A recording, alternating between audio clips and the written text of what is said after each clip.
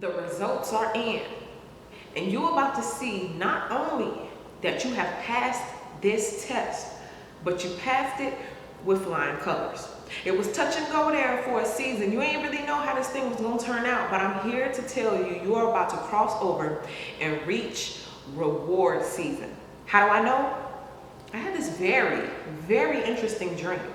So I'm gonna break down this dream, and I'm gonna come back and I'm gonna not only tell you the revelations that I got from this dream, but I'm gonna show you the confirmation that God gave me to let me know this thing is real. So sit back, listen to this dream, and then get ready for these messages. So you get called down to this building. It's a high-rise office building, and when you get there, you're informed that where you were called to is down in the basement. So you make your way down the stairs, and as you're going further down the stairs, you notice that it's getting dimmer and dimmer and dimmer. When you make it down to the floor landing, you look down the hallway, and even though it's dark on the side where you are, there are lights that are getting brighter and brighter and brighter as you look down the hallway. So you know, okay, this is the path I'm supposed to follow. So you begin to walk down this hallway, and when you get to the end of the hallway, there are people just standing there looking at the wall. Now, when you look at the wall is not just your average regular wall. The wall is like this black wall with these little white specks in it, and it almost looks like space. And the people who are standing there, they're all confused because they're trying to figure out, okay, we was called down here, but there's nowhere to go. I know I'm not expected to walk through this wall, right? So all of a sudden, there comes this little boy. He's about 7 years old. He's walking down that same hallway, making it towards this wall, except he's crying tears of joy. He's clapping, he's raising his hands, he's praising and thanking God. And he walks straight through the wall. He didn't ask no questions. He wasn't confused. He didn't look at anybody around to ask anything. He walked straight through praising God. Now, when he walked through, you couldn't hear him no more. You couldn't see him no more. And you had no idea where he went. So you and the rest of these strangers are standing around like, are we supposed to do the same thing? You stood there, but those strangers, some of them said, I don't know where he went. I can't do this. And they got up and they left. A little time passes, and all of a sudden here comes this older gentleman. He's about 75, 80 years old. He has a walker, and he too has tears in his eyes, but he's not saying anything. He's looking at the wall. He's focused, he's determined, but he's also very proud. And he begins to take his determined steps closer and closer and closer, and he goes through the wall. Again, when he went through, you don't know where he went. You couldn't see him. You couldn't hear him. So this made some more of those strangers who were standing there get up and leave. And now it was just you and a few other strangers. Y'all standing around looking at this wall.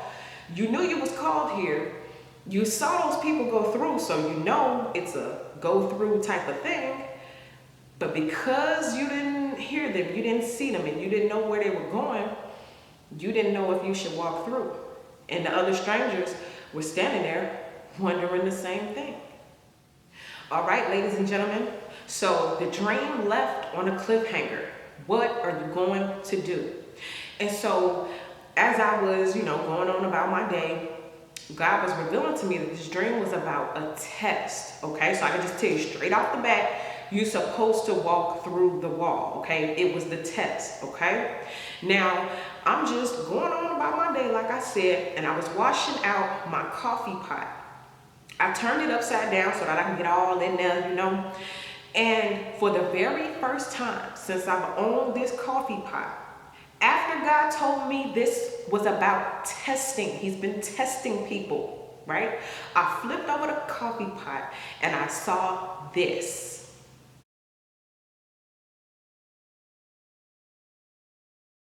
Yes, ladies and gentlemen, it said passed, and then it has the 10. So it's not only letting you know that you passed this test, okay? Many of you guys got to that point of no return and you stepped out into the unknown, right? But not only did you pass, you got a 10 out of 10, or you got a 100%, okay? So whatever you've been going through individually, please know that God is either pleased or he's about to be very pleased with the choices and the decisions that you have been making, especially the choices and decisions that require blind faith, okay? You don't know what's going to happen, but you believe that all these things are working for your good, okay? So I'm going to be breaking down several different elements of this dream because they're very important when it comes to those of you guys who are about to face a test, or for confirmation for those who have been through things and you're wondering, did I pass? Am I stepping into reward season? I mean, am I going to the next level? The answer is yes, okay? But let me break down how and why, all right? So you're going to be choosing your number. And of course, we're going to start here and then take it over to Patreon to break down more of the elements. So I want you guys to take a look at the screen, choose your number. And of course, I always tell you guys, listen to all of them. It's just the number you choose may be a little bit more highlighted in your life at this time. So ladies and gentlemen, without further ado, let's get to these messages.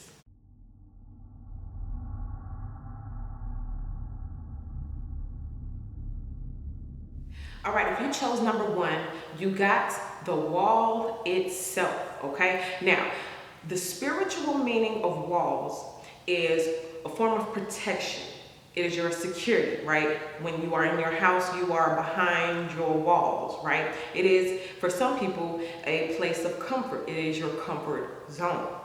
So when you are presented with this wall, it is an opportunity or a test to see if you're going to go outside of your comfort zone. Even though you may not know what's on the other side, what all comes with it, will you go? Now, the dream meaning of walls is bits and pieces of your personality. So as you recall, I told you in a dream that the wall kind of looked like space, right? There was this black space, but then there were these white specks that look like stars. These are pieces of your personality that are meant to shine in darkness. Many of you have been called to step outside of your comfort zone in your personality. There are bits and pieces of you that maybe you have kept hidden, that you have not really shared or expressed, or there may have been pieces of your personality that have been suppressed due to the fact that other people may not, want to hear that, or may not want to see that, or they don't want to see you shine, So those bits and pieces of your personality have been suppressed. So during this testing phase, you're being asked, well, number 1, will you walk through the wall? Will you go outside of your comfort zone and let those bits and pieces of you that have been suppressed or have been hidden or put in darkness, will you let those shine? It's also speaking to the fact that those of you who were called, right, just like in a dream, many people were called, but only a few people walk through that wall, right? Those who are called and those who are chosen. Those who are chosen are meant to be lights in the midst of darkness, in a dark world, in a dark community, somewhere where there's a lot of violence or a lot of evil. You are meant to walk into that space and be a light, okay? This is why many people are called again, but few are chosen, because only out of all of the people standing there in the dream, we were only able to witness 2 people walk through out of all of those people, right? And then there were some people who got up, they gave up, and they walked away. And it was too scary, and then they didn't want to step outside that comfort zone, so they walked away, right? Now, another thing that I got for this wall was you as the wall, right? You represent this wall, right? The wall is scary. The wall can be misinterpreted. Ooh, that's darkness. I don't want to go in there. For some of you guys who feel isolated or feel like people misunderstand you, it's because they see you as this wall.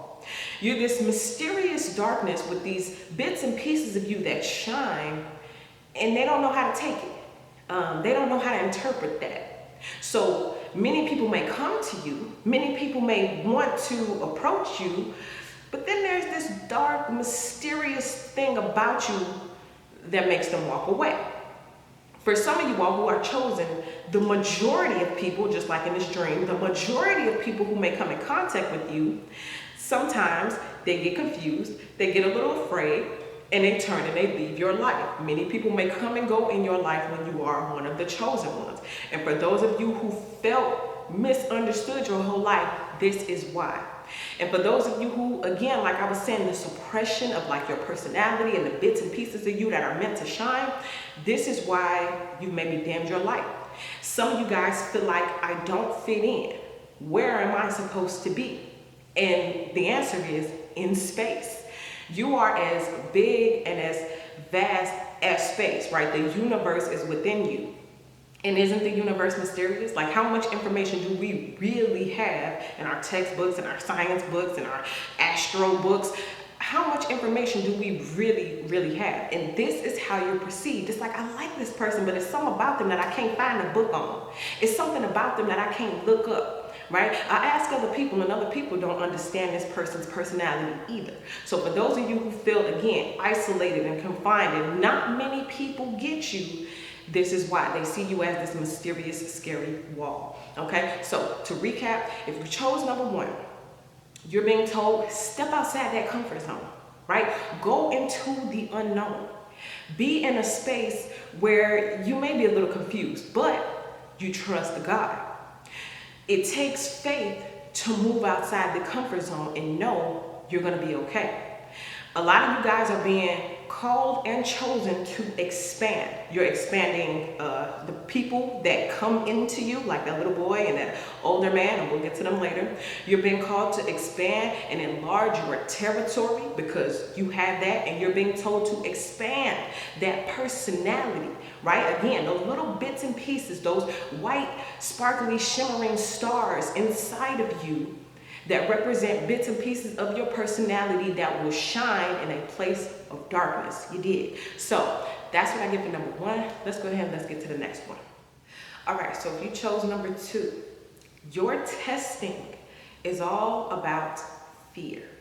So you come to this wall, and the reason why you don't immediately walk through, the reason for the hesitation is because of fear. Fear causes anxiety. Fear will cause you to not do what God called you to do. Fear will tell you things that may not even be true. Okay? In the Bible, it says God haven't given us the spirit of fear. So if you are fearful, then that's one area where you may need to strengthen yourself. Okay? What is required of you in this next season? It's not crazy, right? But you're going to have to take that chance. There have been many people, just like in this dream, many people who have come to certain opportunities that God has brought them to, certain areas in life where their life can improve, or like I said in number one, where things can expand. But because of that one thing, fear, people have forfeited what was for them. Okay, now doing a little bit of research on fear, I discovered, as they've done studies, there are two major types of fear that prevent people from moving forward. Okay, and these two areas may actually be the areas where you need to understand you're being tested in and then pass that test. Now, watch this. The number one fear of adults is, guess what? The fear of public speaking.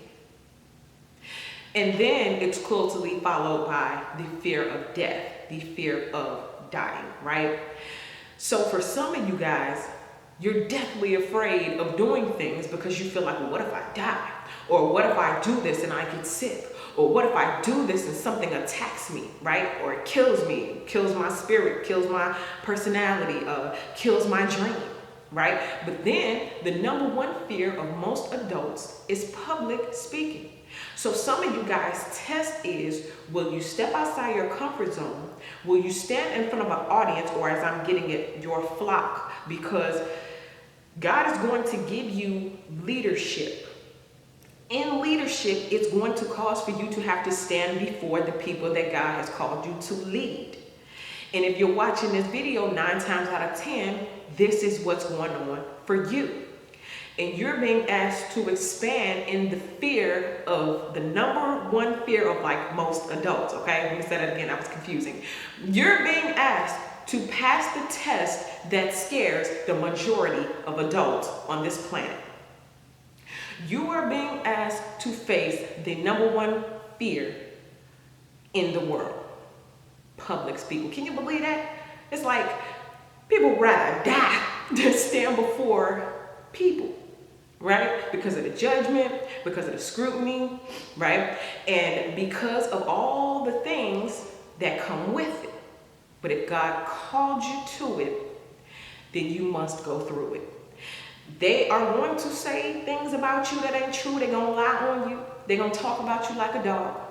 But then there are going to be those people who are grateful for what you did, for what you said. There are going to be those people who go to God because of what you instructed them to do. There are going to be people who reach their destinies because you stepped up and faced the number one fear in the world: public speaking. Ain't that something? I mean, it really took a minute for me to digest that and let that marinate. You would think the number one fear is, I'm not going to walk through this wall because I'm afraid I'm going to die. But what if you walk through the wall and there's a room full of people and they hand you a microphone and tell you to speak? For some people, that's scarier. Okay? So again, fear is what you are being challenged with. Can you step into the unknown and let your faith be bigger? The antidote to fear is faith. Keeping your eye on God, like, okay, now this won't make sense. I'm going to just walk through a wall. I don't know where I'm going. I don't know who on the other side. I don't know what's going on. I could walk through this wall and just fall. I could just fall in this space, so I could be falling forever, right? But those are fears. Because again, if God told me to do it, then what exactly am I scared of, right? So number two, people, you better get ready. Because there may be a group of people right in front of your face suddenly. Are you going to stand there like we did in a dream? Are you going to leave like some of those strangers? Or are you going to walk through that door of opportunity that God made especially for you and face the number one fear of most people? Okay, again, I just want to recap, and I feel the need to stress this. If you are watching this video, you are under the sound of my voice, more than likely God has called you to leadership. And the number one fear for most people is public speaking. How do I lead this flock? What do I tell these people? How is it that I'm supposed to do something that changes their life? Wait a minute, you mean to tell me other people's lives and other people's destiny is hinging upon me speaking? Yes. So will you pass the test? And for some of y'all, it can be a simple little thing. You just go out one day and you have to speak to one person. God may give you a download and say, tell that person this one thing. Oh, I'm scared. I don't want to tell them that because if I do, I might look stupid and da-da-da. And then you walk away. And that's not passing the test. Right? And it's not to say that, oh, you didn't pass the test, it's over with forever. No, it may come around again. You may get another person put in your face and you don't say nothing and you're scared and you walk away, right? The public speaking don't have to be in front of a large group of people. God may tell you to go speak to one person. Can you do it? And that's what you need to be asking yourself. And remember, the antidote to fear is faith. If God told you to do it, then go ahead and do it. It's scary. You don't know what's going to happen, but it got to be good if God is leading you to it, okay? So that's what I get for number two. Let's go ahead and let's get to the last one. All right, so if you chose number three, you got the strangers, okay? This is all about paying attention to the people around you, not to compare yourself, okay? I was really trying to understand how I should phrase this. But when you see a lot of people run in the opposite direction, sometimes that shows you the direction you should go in, right?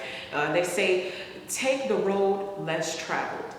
When you are called, when you are chosen, you are going to do the thing that most people won't do, okay? This is how you get the things that most people won't get, right? So when you think about these strangers, they watched someone walk through. And because they did not see immediate results, because they did not know where this little boy went, they decided, you know what, I gotta go. These are people who are waiting to see before they believe, right? So the faith is not there. Many are called, few are chosen. What is the deciding factor? Who has more faith? Because many people were called to this wall, right? But only the chosen, only a very small portion was willing to let that faith override. And there may be people around you, or in life in general, who have been programmed to wait to see the results before they activate the faith. But that's not faith. Okay, if I have to see the results in order to believe it, then that means I'm not operating in faith. Okay, I'm operating by what I see, right? But faith is operating in the things that are unseen. Okay, so the first group of people, they were willing to stand around and take a look. And this is why you have to know who's in your area, who's in your community, who's with you. Because when it gets hard, when it gets tough, when they're faced with opposition, it's like it's all good as long as I can see what's going on. But then I get to that unknown, I get to that opposition, I get to that very first problem. This is also what this represents.